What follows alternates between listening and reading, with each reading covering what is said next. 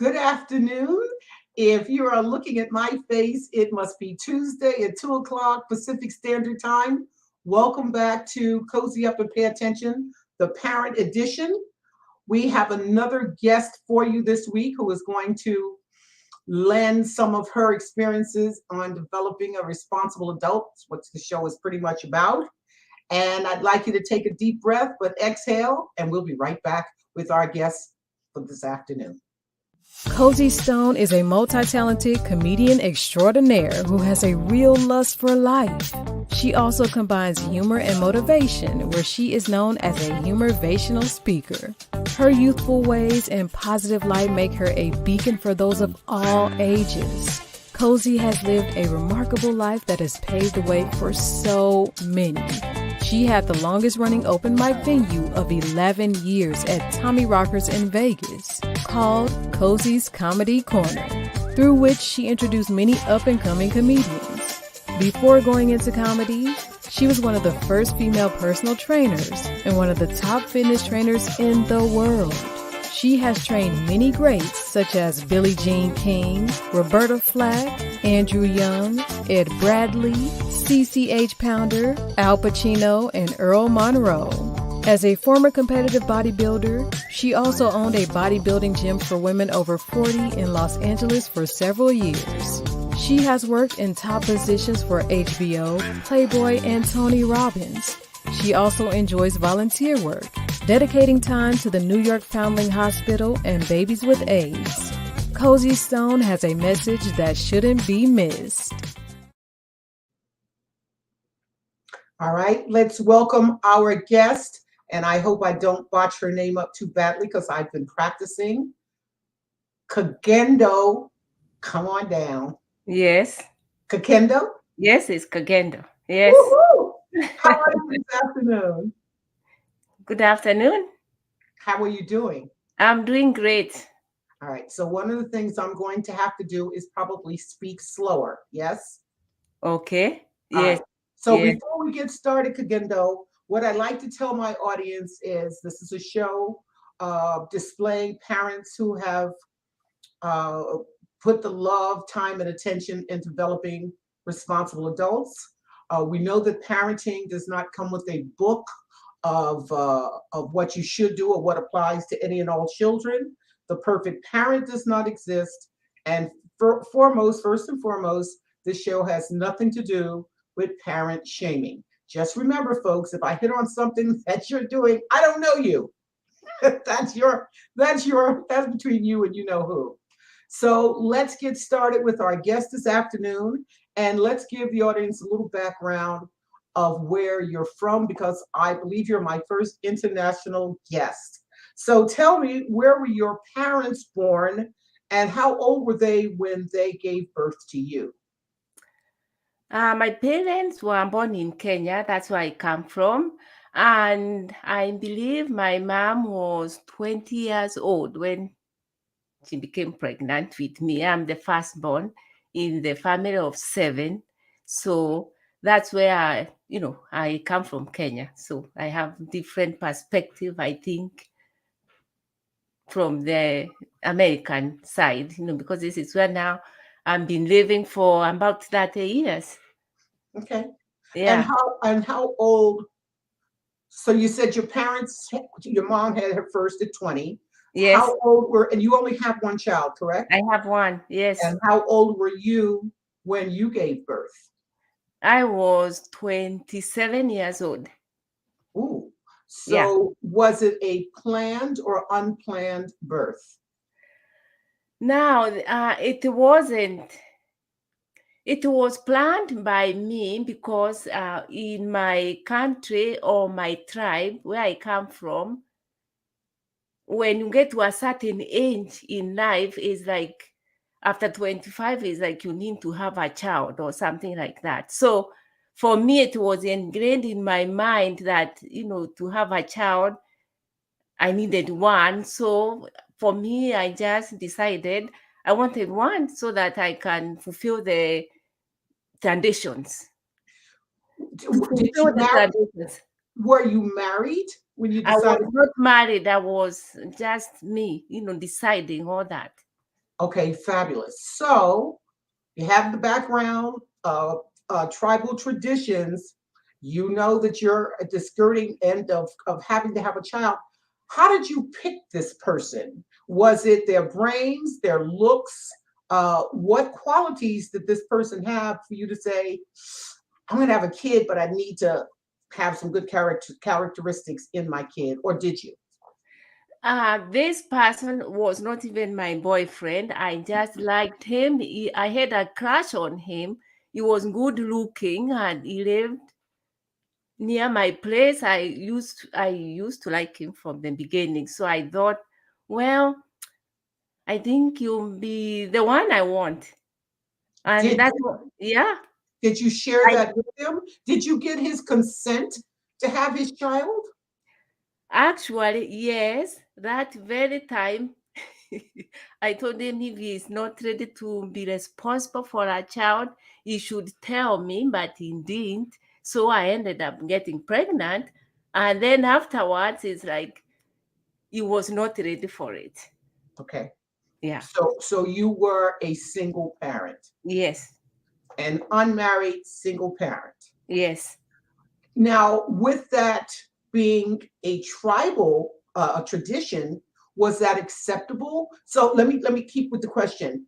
Did your parents and or family help you in raising of your child? They didn't help me. Actually, my dad was not very happy with it because it was out of marriage, and you're supposed to have a child when you are married. But by then I was a teacher, I was independent, so I didn't really care what they thought about. But at the same time, they respected me for having a child because of my age at that time. So it is like a responsibility to have a child when you are a certain age in my country or my tribe. Wow. Yes. So how long did you stay in your country as you were raising your kids? So you left there. How old was your child? Was your son? He was 1.5 years old. He was how old? 1 year and a half. Wow. Yes. So you flew the coop. So yes, so I met my I when I was in Kenya, I met the person who I brought up my child with here in America. Okay. So he was in Kenya as a teacher. So I came with them here with my child. Okay. Mhm. So I'm going to stick with the fact that it was a tradition. You were of age. But even when you heard the words, when the doctor said to you, you're pregnant, what went through your head? Was it fear or fantasy? Oh, 'Cause it was, you're an adult. What were you thinking when they said, Kajendo, you're pregnant? oh, I was very happy. Okay. Fantasy. No, but I wanted to have a child. So you weren't afraid in any way. No, no, I was very excited and I showed, I was very proud of it. Okay. So, yeah. So he's a year and a half. You come to the United States. Did you marry that person or at least were in a relationship with this gentleman? I married this person and he helped me bring him up. Okay. All right. Mhm. And did you say that he was also Nigerian? No, he was from here. He was from here. Okay. So this is a Caucasian. question. This is a question I like to ask, and this is great because you have two different cultures. Yeah. What were some of the differences in your cultures that he brought into raising of your child that you either liked or didn't like? One thing I liked is that children here they can express themselves, they can say what they want, and there is that freedom of expression which is given when they are very young. In Kenya, if I was bringing a map, he was like, no, nothing to say. He couldn't express himself. The school's different. the way people approach children is different. Here, a child, you can, in Kenya, you could, discipline the child by, slapping them or something like that. Here, you can't, either you put them on timeout. There is nothing like timeout in Africa. It's like you are beaten up or something like that. So, totally different kind of lifestyle here while you are bringing up your child. And I adopted that because it's a good one.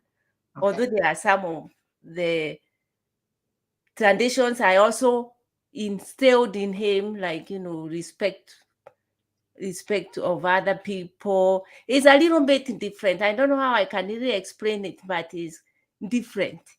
All right, so let me ask it another way. Understanding that, yes, you're in the United States and you understood our ways. When you were growing up, all of us, there were things that your parents said to you that I'm sure you used. I don't care where you raised your kid. Can you think of and share with us some of the words of wisdom that your parents said to you that you then said to your kid as you were raising him? One of them is respect your elders. That is one of the big ones, because older people are very respected in my country. So grandparents were very important, or anyone who is older. And also, we are not supposed to address them with, like with their names. We are supposed to call them aunt or mom or grandma. So you can't use those other words. So we respect them. And the other one is, of course, education. Is like you can go anywhere and be anywhere if you are educated. So those are the main ones I think I learned from my parents, because yeah. All right. So let's get into the questions that you chose. You sort of answered it, but here it is again, and they're compound questions. Were you prepared mentally, emotionally, and or financially when you decided? I think you probably had all three, but I'm going to ask the question again. Were Yeah. you prepared mentally, emotionally, and or financially? Which one do you think you were most prepared for? Emotionally, I was prepared. You were.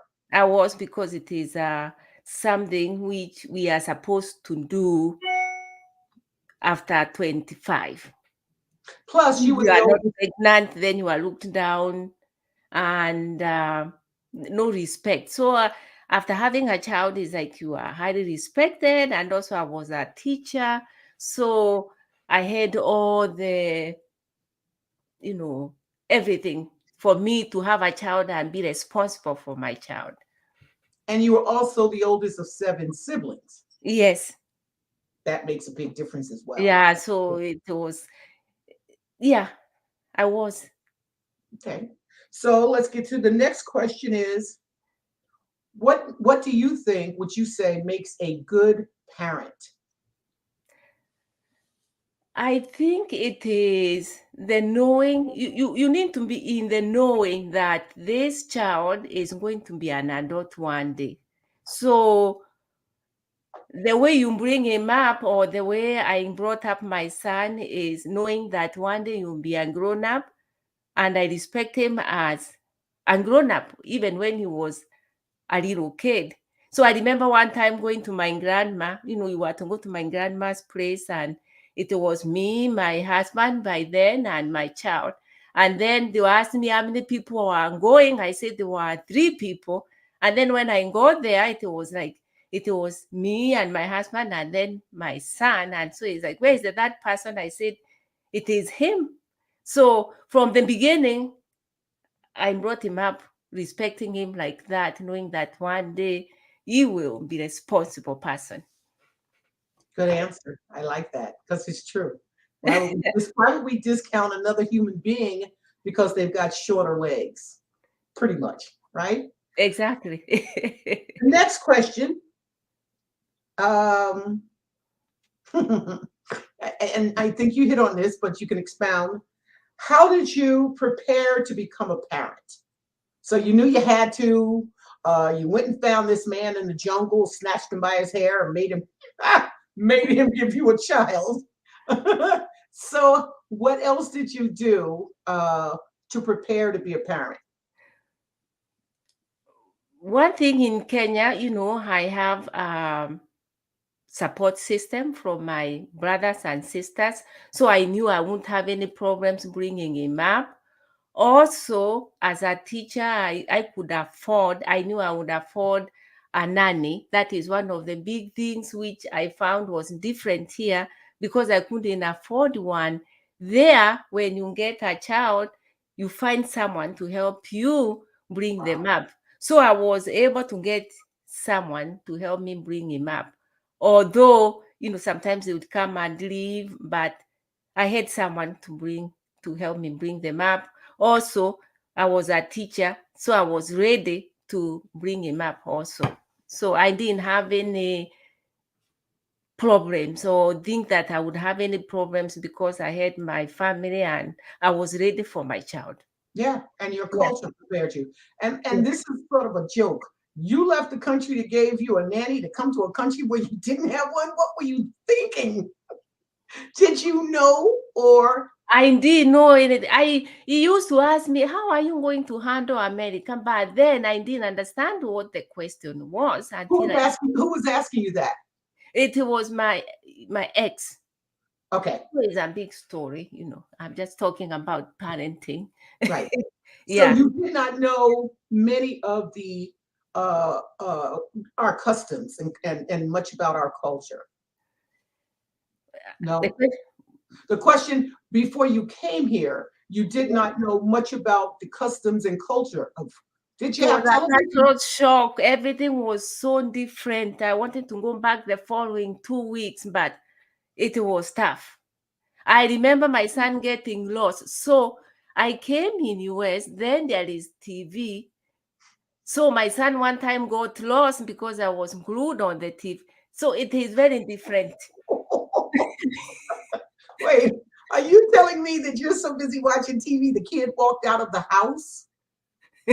Well, it was TV, and I was not used to a TV. I had never seen a TV. So I was glued on those episodes all the time. So one time, yeah, almost got lost. Wow. Yeah. Wow. See, that's pretty bold. And I think you answered, but I have to ask you again. Why did you leave your country to come here? Well, I got married. Okay. Okay. So you came here with your husband. Yes. Had he been in the United States prior to bringing you here? Me? Yes, your husband. When you came in the He United is States. an American. I'm sorry? He is an American. He was an Oh, American. Yes. okay. Yes. You came here not knowing anything about us. Well, it'd be the same thing if I went to Nigeria. I wouldn't know any more than I see on television. I'm sure I'd be in culture shock. I don't think I would, though. I'm sure I'd do my homework. I don't want to go anywhere and not know anything. Well, all right. I just came. You're intelligent, you were mature, you had TV, you learned. And as it turns out, you've got a responsible adult, so you adapted. Let's see. Your next question is give me your 3 responsibilities as a parent. You had this, you knew you were of age, culture says you have to have it. What 3 things that you do or did to become a responsible parent? One thing is just let them be who they are. They make mistakes, like when I got divorced, he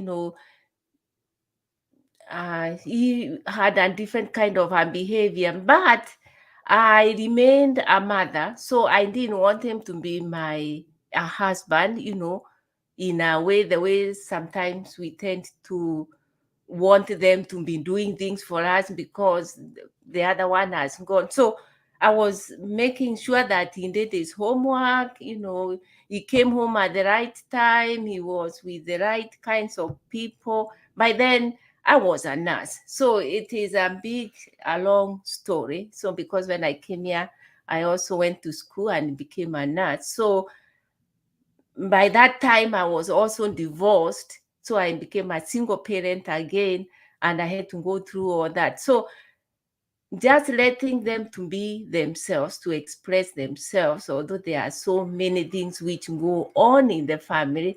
And he was able to grow up and just be a very independent individual. So that is one of them. And the other one is just being a responsible mother to them and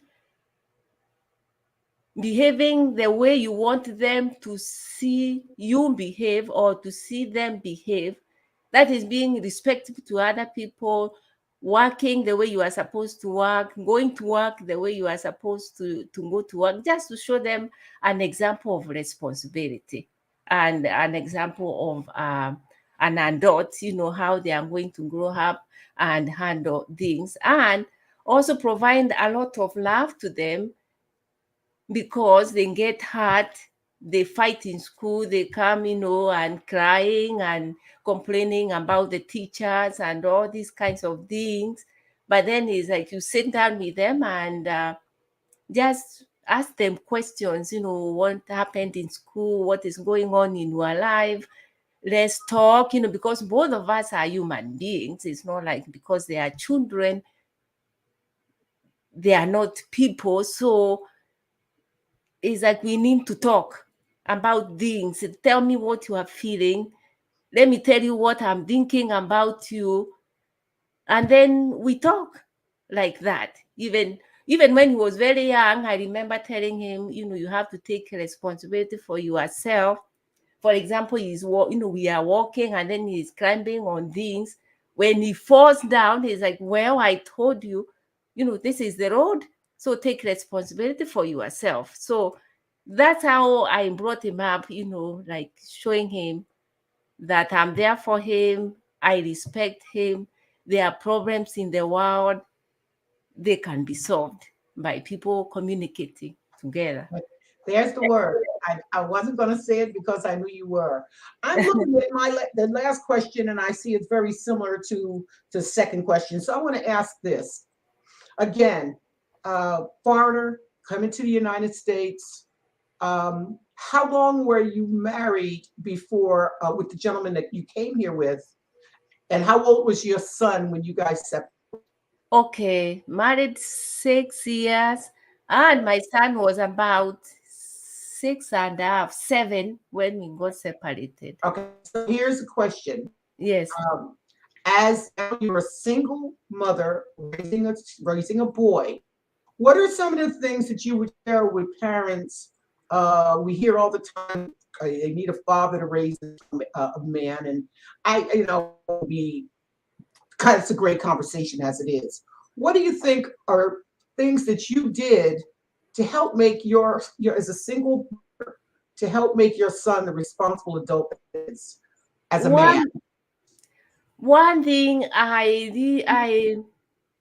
made sure that even if I was, I was dating, it's not like because, I was divorced, I just sit in the house and get depressed or something like that. So I continued with my life, but I never brought people in the house. I respected him. I wanted him to have a good example of how to grow up with the respect of yourself, not just bring people in the house, give him this person and this other person. So even up to today, for him to date, for him to even to tell me that he has somebody, he has to be very sure that this is the person I want my mom to meet, because he knows that I respected him when he was growing up. He never saw any kind of disrespect. And, just talking, when he comes up with questions, we just discuss those questions. And I knew where he was going. I knew the kind of friends he had. Also, I had a very great support from other parents, where he was going to school. So it was like he was a son of many parents, because I was open with all these people. So there was a lot of support from other parents. Okay. Yeah. So the fact that you just brought up, you said to him, before you bring a young lady home to meet me, what were some of the qualities you explained to him that he may want to have from a young lady before he brought her home to meet you? Good question. I've never given any kind of what kind of a person I want him to bring, but he knows in himself that this person must be a respectful person, someone who has responsibility, someone who thinks right, no drama, that kind of stuff. Someone he feels that he's comfortable with. It is his person. So he should be very comfortable with that person. So I'm not going to tell him, oh, don't date this one or that one. I have no control over that. So it sounds like the values that you gave him, without saying it, you instilled it in him to look for a partner that has very similar values. Would that be fair? Similar, like me, I maybe inwardly I've never said it, but maybe he sees it or he can detect it. I don't know how the kind of word to use there, but yeah, I think that's how he is. I have, he's at 4 years old right now, and he has dated several people, but Is he married? He hasn't made up his decision yet. I don't know. Is he married? No, he is not. Does he have any children? He has one. Okay. Yes. So you have a grandchild. Uh-huh. All right. Okay. maybe going the same way. I don't know. But no, but again, at the conclusion of most of the shows, what I'm finding is the parents, most of you are, or a lot of communicating. When in my generation and maybe in yours, I say this every week, because I said so were the words that we grew up with. I didn't like those words, but I knew better than to ask again, what do you mean by that? I love communicating. I pride myself in being a good communicator. I love speaking to a 4-year-old the same way I speak to a 90-year-old. They understand the words, they understand the intentions, and the love and concern that I'm conveying, but it has to be said. And I think most of the time, it's either the unasked questions get you the wrong answer because you didn't ask the right question. Yeah. Mm-hmm. Or parents, some, don't want to broach the subject. And I can't imagine raising a child and there being any subject that I would not be able to broach with my child for no other reason, for clarity, for safety, and for security. Yeah. Because we talk about those kinds of things with my son now when he's at 4 years old, and he has this thing that, maybe he did the same thing I did when I had him, because out of marriage, he got a daughter, and I got him as a son out of marriage. So it seems like, what is that? I don't know what it is. Is it like that's the way it's supposed to go? I have no idea. So I can't really tell him, what to do. He is the one who is supposed to know what to do with his life. Just like the way I made up my mind, got him and brought him up. He is healthy. He's doing whatever he wants to do in the world. He's successful, just like I was successful. So I think there is nothing wrong with any of that. It is life. It is beautiful life. It is amazing. I think it is to me. Good. Success often breeds success. And if there's no one formula, but most of the parents who have come on here were raised with some kind of fine line or a line, and they have passed that on to their children. And that's why there's some that are still raising their kids. There are some like yourself whose kids are already grown and out of the house, and then there's some that's been on here who's made it very clear to their children, at some point you need to get out. At some point, I'm raising you to stand on your own, be your own person, be your own adult, and then duplicate what I've given you for your children. And there's a lot to be said for that. Yeah. That's again what responsible adults, because I say so, because statistics bears it. We can, I say all the time, your kid can be on the vision for one of two things, and you rather than shackles to have some kind of plaque them that they've accomplished something. So Yeah. I would think this is sort of, you seem to be a very proud parent. Would that be a Yes, I do. Yeah. Yeah, why not? It is my decision. I decided to, and I decided to bring him up, and he grew up the way he grew up, because, and I think it's because it's a big example from my dad. He was strict, but with a lot of love. So it's like you felt loved. It doesn't matter where you went or what happened to you, you knew that it is there. And I will go, no problems. I can't become destitute or anything like that, because I knew where to go. So my son, the same thing, he knows exactly. There is nothing big he can do, and he cannot talk about it. We can discuss things, because it's words.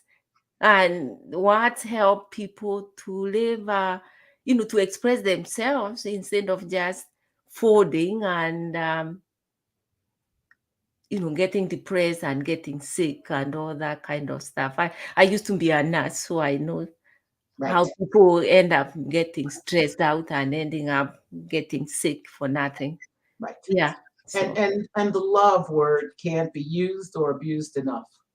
It's for which we stand strong on as life comes at us, whether we stand up or we fall down, knowing we're loved, knowing we're wanted, knowing that we're cared for. And somebody in this world, moms brings us in here. Dads makes us, but moms brings us with that feeling of, I want to love this person, this little human being, and raise it up to know that it's loved, and then set it out in the world to spread love.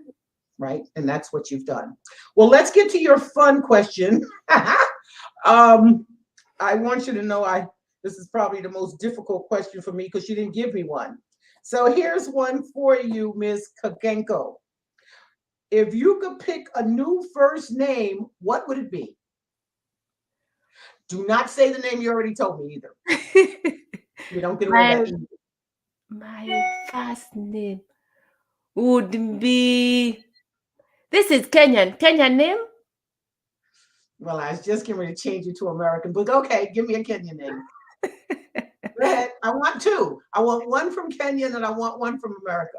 If you could choose a new first name, what would it be? Agnes. What is it? Agnes. I don't know what that name. That's the one which came in my. That's fine. So now give me one from the United States. You've been here 30 years. You've heard them all. If you could pick a new first name as the United States, well, you are a United States citizen, what would it be? Maybe Jane. Jane. Like short for Jennifer? Jane. Jane. Yeah, Jane.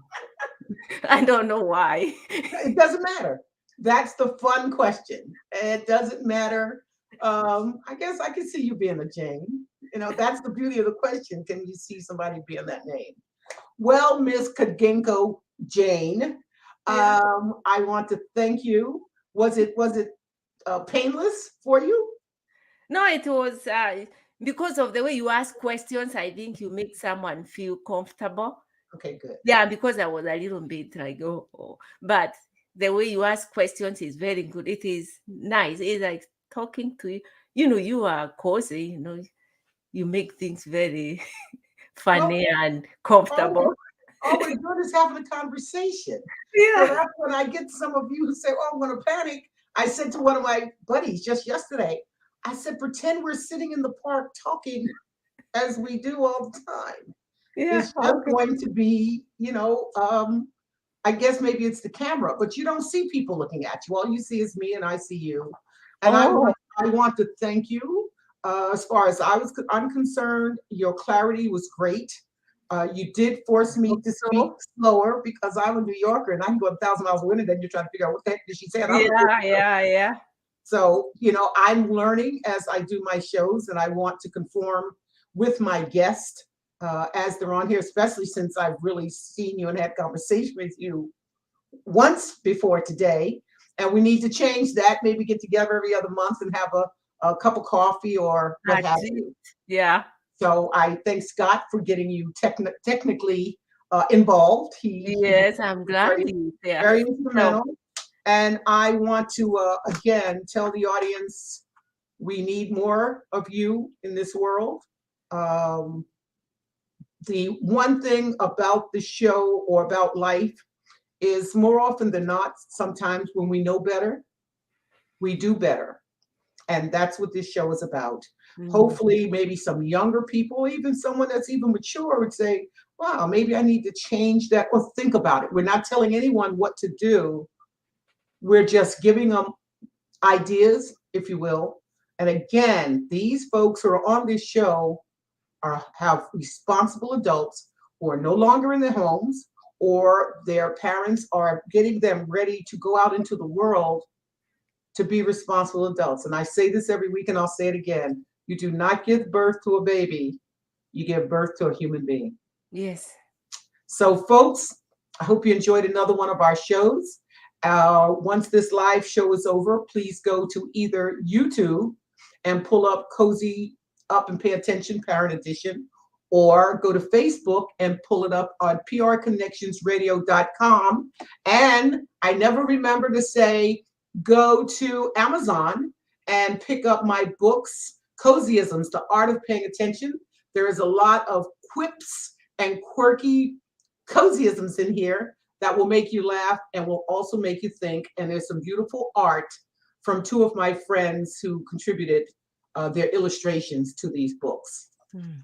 We will see you, God allowing. We'll see you again next Tuesday at 2:00. Kagendo. Yes. Thank you. I Thank appreciate you. you. And you have a great afternoon. Tell Scott I said thank you. Thank And, you. and everyone else have a great afternoon. You can leave the studio.